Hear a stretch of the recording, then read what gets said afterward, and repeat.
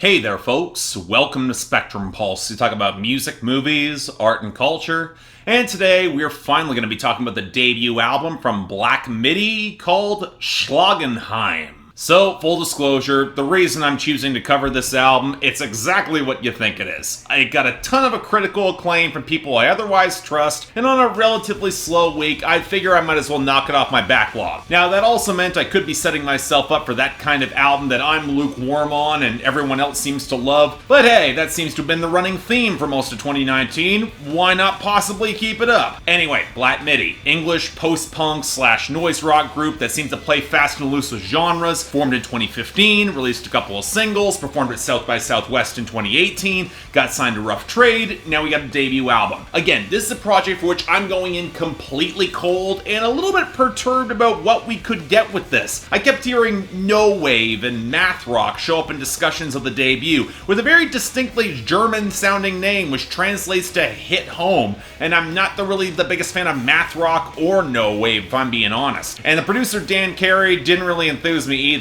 I knew him most for producing the worst Franz Ferdinand album, Tonight Franz Ferdinand, but other than that, again, I didn't know. I'm going in completely cold here, so let's not waste any more time. What did Black Midi deliver with Schlagenheim? Well, I'll admit this album took a fair bit to really process. It's off-kilter and jagged by design, and it is absolutely not for the majority of rock or post-punk or even pure noise rock fans on song structure and delivery alone, at least on the surface. And that's the trick with Black Midi. Once you dig even a little bit past the surface and tune your mindset to its particular frequency and cadence, you'll find an act with buckets of sheer talent, real technical chops, charisma, potential, and even some common ancestors with the artsier side of post-punk. In other words, while it seems like a lot of critics are celebrating Black Midi for as unique and inscrutable as they can seem to be, I'm gonna praise this for what I can understand and contextualize, which I'd argue is just as, if not more compelling than just being weird.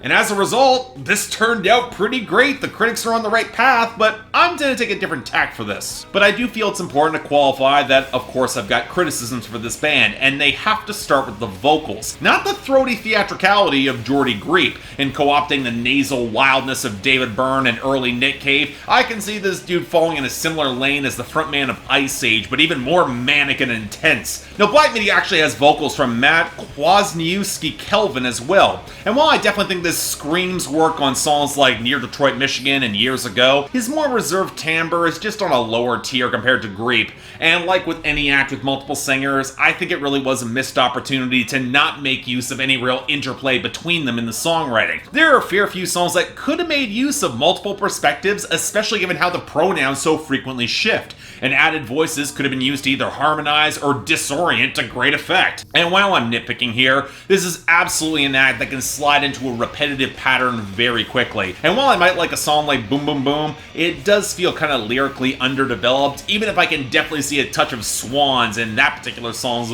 baser impulses. And I want to take this to the writing straight away, because for as much as Greep's cackles and very vivid imagery might be considered incomprehensible to some listeners and critics, the conflicts, they actually snap into focus pretty quickly, and many have perceived it as a pretty consistent meta-narrative surrounding the band itself, at least on some philosophical parallel. The fight between conformity and a society-accepted lane versus a less stable, more dangerous individualist streak. And while you would think, given the music that Black Midi makes, they would obviously fall in the latter category, there are more shades of gray to this poetry. As much as 953 and Ducter bookend the album as moments of rejecting conformity, and Near Detroit, Michigan is a scathing indictment of how that system can be corrupted and then fail, they are very much aware of how that individual streak can be just as toxic or depraved, and not in the fun way. Take the album highlight, Boom Boom Boom, where our protagonist will leer over this woman who moves with an incredible purpose instead of a world around her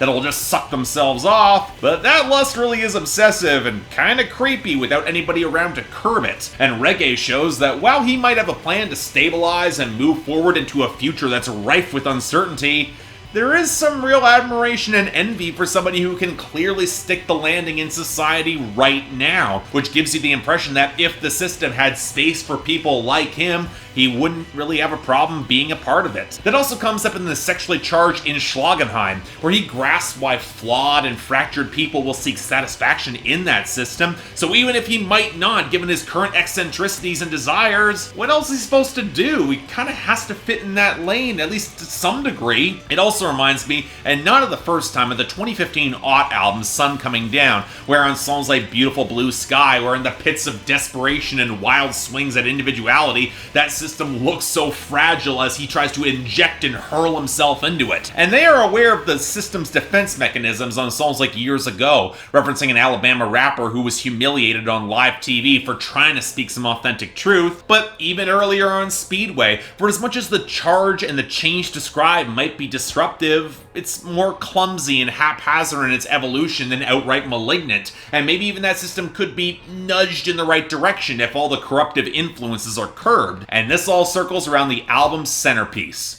Western, which might as well serve as an outlaw short story where the central character kills a childhood friend in a duel to eke out some hardscrabble success by stealing that friend's words and poetry, only to then reach the stage and see that friend will be venerated in place of him, with his real truth being spoken. And what's kind of startling is that so much of the music and production is willing to embody not just a mostly unique structure with its flips across fidelity, as the scuzzed out grooves will shudder and accelerate throughout the midsection, but it's bookended by melodies that clearly have a liquid, borderline country timbre. That's one thing I find so startling and pleasing about Black Midi, because not only can they maintain a brand of composition that constantly seems on the verge of collapsing into a jangling mess of rattling guitars and feedback, but that they can so effectively bend out of their niche while still maintaining their unique sound. The quasi-funk around Speedway, how reggae seems like anything but until you pay attention to some of the guitar passages, and the song's manic desire for every little thing to be alright, complete with some tremolo guitar passages that also saturate the moments behind 953's mutated fusion of grooves. Now, Years Ago even brings in some traces of burbling spare percussion and ethereal backing vocals that might owe a passing debt to hip-hop before the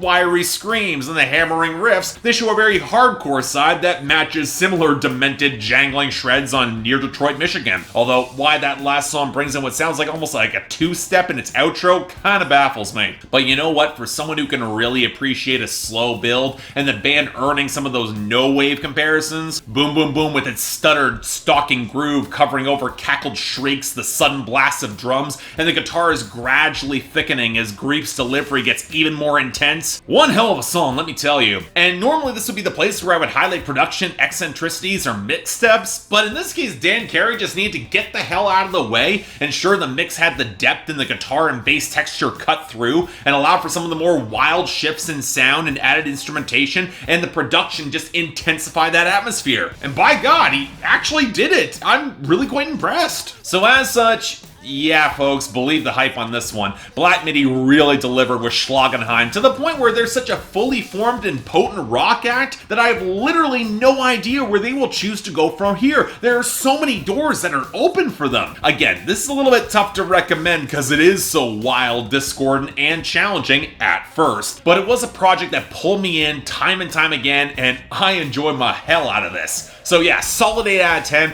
and if what I described was your speed, you owe it to yourself to get on board. And while you might appreciate the irony of music critics like myself telling folks to get on board with a new indie act that's all about bucking conventionality in the music industry, I mean, we're just kind of reinforcing that. Well, just like that album, you're gonna have to reconcile that complexity for yourself. But in the meantime, check it out. Kicks ass. So yeah, thanks a lot for watching. Like to like and subscribe, I'd be more than grateful. I know, a little bit late to the punch with this one, but seriously, you're going to want to hear it. It's pretty damn cool. Links to buy and stream it are in the description down below. And hey, put in the comments what you guys thought, because this is one of those weirder ones. Hey, I got the poll up there for if you guys put your rating, and I think a lot of people might be on my side with this. Who knows?